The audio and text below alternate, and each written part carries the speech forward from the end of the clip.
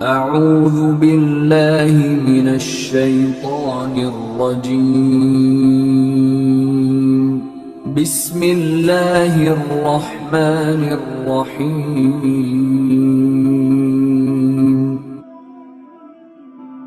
معزز سامعین اکرام، پچھلی نشست کے اندر آپ نے ایک سوال تھا، اس کا جواب سماعت کیا۔ سوال یہ تھا کہ نماز کی رکعت میں بھول ہو جائے تو میں نے جواباً عرض کیا تھا کہ شک پڑ جائے کون سی رکعت پڑھی ہیں، تو اس حوالے سے میں نے تیسری چوتھی کے بارے میں آپ کی خدمت میں جواب عرض کیا تھا۔ ایسے ہی دوسری اور تیسری کے حوالے سے بھی عرض ہوا تھا۔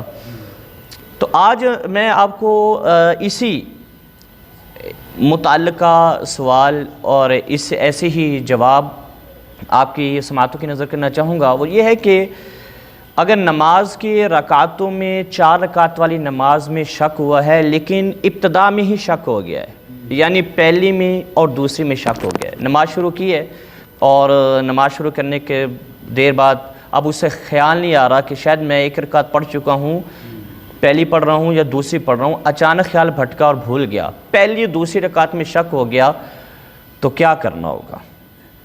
یہ سوال ہے پہلی دوسری رکعت کا۔ دیکھیں، اس کے جواب میں میں نبی علیہ الصلوۃ والسلام کی 1-2 حدیث مبارکہ آپ کی سماعتوں کی نظر کرنا چاہوں گا۔ یہ حدیث پاک حضرت ابو ہریرہ رضی اللہ تعالی عنہ سے مروی ہے اور بخاری شریف کی حدیث پاک ہے، 1227 نمبر ہے حدیث پاک کا۔ حضرت ابو ہریرہ رضی اللہ تعالی عنہ فرماتی ہیں کہ آقا نامدار حضور سرور کائنات صلی اللہ تعالی علیہ وسلم نے نماز ظہر تھی یا عصر تھی ادا فرمائی، ہم نے نبی علیہ الصلوۃ والسلام کی امامت میں ان نمازوں کو ادا کیا، لیکن آقا کریم صلی اللہ تعالی علیہ وسلم نے 2 رکعت پر سلام پھیر دیا۔ ظہر تھی یا عصر کی نماز تھی، 2 پر سلام پھیر دیا۔ صحابہ کرام خاموش ہیں۔ ایک صحابی ہیں جن کو ذوالیدین کہا جاتا ہے، ذوالیدین۔ اب اس کا نام کیسے پڑا؟ نبی علیہ الصلوۃ والسلام نے اس کے ہاتھ لمبے تھے، حضور علیہ الصلوۃ والسلام نے اسے ایک دن پکارا، او لمبے ہاتھوں والے، یا ذوالیدین، لمبے ہاتھوں والے۔ یہ صحابی بھی امامت میں نبی علیہ الصلوۃ والسلام کی اقتداء میں نماز ادا کر رہے تھے۔ اب اس صحابی سے نا کوئی نام پوچھتا تیرا نام کیا ہے، تو وہ کہتے میرا نام وہی ہے جو حضور نے رکھ دیا ہے، ذوالیدین، لمبے ہاتھوں والے نام پڑ گیا اس کا۔ یہ صحابی بھی نبی علیہ الصلوۃ والسلام کی اقتداء میں نماز پڑھے تھے، دیگر صحابہ کرام خاموش ہیں، تو یہ بول پڑے اور بڑے ادب سے بولے، عرض کرنے لگے، یا رسول اللہ صلی اللہ تعالی علیہ وسلم، نماز کم ہو گئی ہے، حضور نے جب سلام پھیر دیا، نماز کم ہو گئی ہے، یہ رب نے آپ کو بھلا دی ہے، یا نماز کم ہو گئی ہے، آپ نے 2 پر سلام پھیر دیا۔ حضور نبی رحمت صلی اللہ تعالی علیہ وسلم نے دیگر صحابہ کرام سے پوچھا کہ کیا ایسا ہوا ہے؟ حضرت ابوبکر صدیق سے پوچھا، عرض کرتے یا رسول اللہ، ہم تو پڑھنے آئے ہیں، جتنی پڑھا دیں گے ہم پڑھ لیں گے۔ یہ ان کا اپنا انداز تھا۔ عمر فاروق، آپ بتاؤ، یا رسول اللہ میں بھی، ہم تو آپ کے پیچھے ہیں، آپ جتنی پڑھا دیں گے ہم اتنی ہی پڑھ لیں گے۔ لیکن سارے صحابہ نے عرض کی، یا رسول اللہ کیا ٹھیک رہا ہے یہ، آپ نے 2 پر سلام پھیر دیا ہے، حالانکہ 4 پڑھنی تھی۔ نبی علیہ الصلوۃ والسلام کو جب یہ تصدیق ہو گئی کہ میں نے 2 پر سلام پھیرا ہے، حضور کھڑے ہوئے، باقی 2 رکعت نماز ادا فرمائیں، اور حضور نے آخر میں سجدہ سہو کیا اور نماز کو مکمل کر دیا۔ بعد کے اندر حضرت سعد رضی اللہ تعالیٰ عنہ فرماتے ہیں، حضرت عروہ بن زبیر رضی اللہ تعالیٰ عنہ نے ایک نماز پڑھائی مغرب کی، اور انہوں نے 2 پر سلام پھیر دیا۔ بعد کے اندر بات کی تو بتلایا جی آپ نے 1 رکعت نہیں پڑھی، آپ نے 2 پر سلام پھیر دیا ہے۔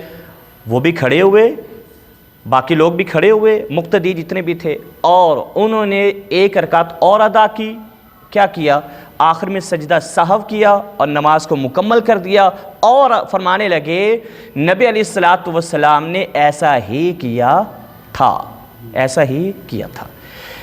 یہاں پر آپ نے ایک بات نوٹ کی ہوگی کہ نماز کے دوران ہی کلام ہو رہا ہے، بات ہو رہی ہے، حضور نے پوچھا ہے، انہوں نے عرض کیا یا رسول اللہ 2 پڑھی ہیں، تو حضور نے کلام کے بعد وہیں سے نماز کو شروع کیا اور آخر میں سجدہ صاف کر کے نماز کو مکمل کیا۔ اور حضور نے فرمایا ایک حدیث کے مطابق کہ کوئی اگر بھولے اس طرح تو آخر میں سجدہ ساو کر کے نماز کو اپنی کیا کر دے جی، مکمل کر دے۔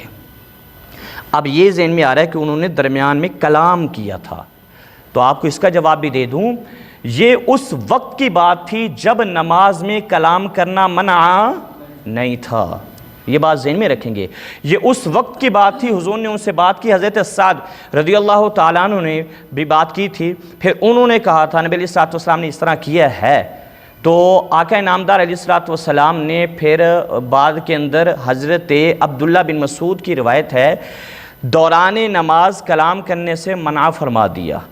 حضرت عبداللہ بن مسعود رضی اللہ تعالیٰ عنہ فرماتے ہیں، اب دیکھیں یہ اس وقت کی بات تھی جب کلام منع نہیں تھا، اب میں وہ حدیث پاک بتا رہا ہوں جس میں نبی علیہ الصلوۃ والسلام نے کلام کرنے سے منع فرما دیا۔ حضرت عبداللہ بن مسعود فرماتی ہیں، حالت نماز میں ہم حضور کو سلام کرتے تھے اور اپنے کام کاج کی بات بھی کر لیتے تھے، لیکن جب میں حبشہ سے واپس نبی علیہ الصلوۃ والسلام کی بارگاہ میں آیا، حبشہ سے واپس آیا، میں نے حضور کو سلام کیا تو نبی علیہ الصلوۃ والسلام نے سلام کا جواب نہیں دیا۔ تو مجھے پریشانی ہو گئی کہ شاید مجھ سے کوئی خطا ہو کہ حضور نے سلام کا جواب نہ دیا، میں پریشان ہوا۔ لیکن جب نبی علیہ الصلوۃ والسلام نماز سے فارغ ہوئے، آپ علیہ الصلوۃ والسلام نے فرمایا کہ بے شک اللہ تبارک و تعالیٰ جو چاہتا ہے نا نیا حکم نازل فرما دیتا ہے، جو چاہتا ہے اللہ تبارک و تعالیٰ نیا حکم نازل فرما دیتا ہے۔ اللہ تبارک و تعالیٰ نے اب یہ حکم نازل فرمایا ہے کہ نماز کے دوران باتیں نہ کی جائیں، اس لیے میں نے تیرے اس سلام کا جواب نہ دیا۔ نماز سے فارغ ہونے کے بعد حضور نے اس کے سلام کا کیا دیا جی، جواب دیا۔ سنن ابو داود کے اندر اس حدیث پاک کو نقل کیا گیا ہے، اس حدیث پاک کو جو کلام اب کیا ہے نماز کے اندر منع ہے۔ اب اس کے اندر آ جائیں، اسی سوال کی طرف آ جائیں کہ اگر پہلی دوسری رکعت میں شک ہو جائے تو کیا کرنا ہوگا؟ بھئی دیکھیں، ضابطہ پہلے وہی ہے جو میں نے پچھلے فرض کیا تھا، اگر زندگی میں یہ پہلی دفعہ ہو رہا ہے تو پھر تو نماز آپ کو دوبارہ پڑھنی پڑے گی، نماز آپ کو دوبارہ۔ اگر زندگی میں پہلی دفعہ نہیں ہو رہا بلکہ یہ ہوتا رہتا ہے آپ کو، تو پھر آپ غالب گمان کی طرف جائیں گے کہ آیا دل کیا کہہ رہا ہے، آپ کا ذہن کس طرف جا رہا ہے۔ اگر ذہن کہے کہ پہلی ہی ہے تو پہلی ہے، اگر کہ دوسری ہے، غالب گمان یہ ہے کہ دوسری ہے تو سمجھیے یہ دوسری ہی ہے، اور باقی کی نماز ادا کر کے آپ نے سلام پھیر دینا ہے۔ اس صورت میں جب غالب گمان ہو کہ یہ پہلی ہے یا دوسری ہے، سجدہ ساوی لازم نہیں ہوتا ہے۔ لیکن اس میں ایک چیز کا خیال رکھنا ہے کہ آپ سوچتے ہوئے اتنا وقت نہ گزر جائے، سبحان اللہ سبحان اللہ سبحان اللہ، اتنا گیپ نہیں آنا چاہیے۔ اگر اتنا گیپ آ گیا تو اس گیپ کی وجہ سے، اس کی وجہ سے، تاخیر کی وجہ سے تو سجدہ ساو لازم ہوگا، اس وجہ سے سجدہ ساو لازم نہیں ہوگا جب کہ آپ کو غالب گمان ہو۔ اب اگلی صورت یہ ہے کہ کوئی غالب گمان بھی نہیں ہے، نہ تو پہلی دفعہ ہو رہا ہے بلکہ کئی دفعہ ہو چکا ہے، اب غالب گمان بھی کوئی نہیں ہے، بھئی پہلی ہے دوسری ہے، ذہن کسی ایک طرف نہیں جا رہا، تو پھر کم کی طرف آنا ہے۔ یعنی ایک دو میں شک ہے نا تو آپ نے کیا سمجھنا ہے، یہ پہلی ہے، ایک ہے، یہ ایک کی طرف رجوع کرنا ہے، اور آپ نے اس کو پہلی سمجھ کے نماز ادا کرنی ہے۔ اس کو پہلی سمجھیں گے نا، لیکن اس پر آپ نے قاعدہ کرنا ہے، بیٹھنا ہے، ہو سکتا ہے یہ دوسری ہو، دوسری پر کیا ہوتا ہے، قاعدہ واجب ہوتا ہے۔ پھر آپ نے باقی کی تین پڑھنی ہے تو ہر رکعت میں قاعدہ کرتے جانا ہے، قاعدہ کرتے جانا ہے، یعنی آپ دوسری میں بھی قاعدہ کریں گے، تیسری میں بھی قاعدہ کریں گے، ہو سکتا ہے وہ چوتھی ہو تو تیسری کے اندر بھی قاعدہ کریں گے، چوتھی میں تو ویسے ہی قاعدہ کیا ہے، فرض ہے۔ مطلب یہ ہے کہ آپ کو ہر رکعت میں بیٹھنا پڑے گا، قاعدہ کرنا پڑے گا۔ اس صورت کے اندر جب کہ آپ کے غالب گمان نہ ہو، پہلی کی طرف رجوع کریں، اس پر قاعدہ کرے، دوسری پر قاعدہ کرے، تیسری پر قاعدہ کرے، چوتھی پر بھی قاعدہ کرنا ہوگا، پھر اینڈ میں سجدہ سہو کرنا ہوگا، پھر قاعدے کے مطابق نماز کو کیا کر دیا جائے گا، کمپلیٹ کر دیا جائے گا۔ یہ ہے پہلی اور دوسری کے اندر شک ہو تو اس صورت کے اندر۔ واللہ عالم ورسولہ عالم، صلی اللہ علیہ وآلہ وسلم۔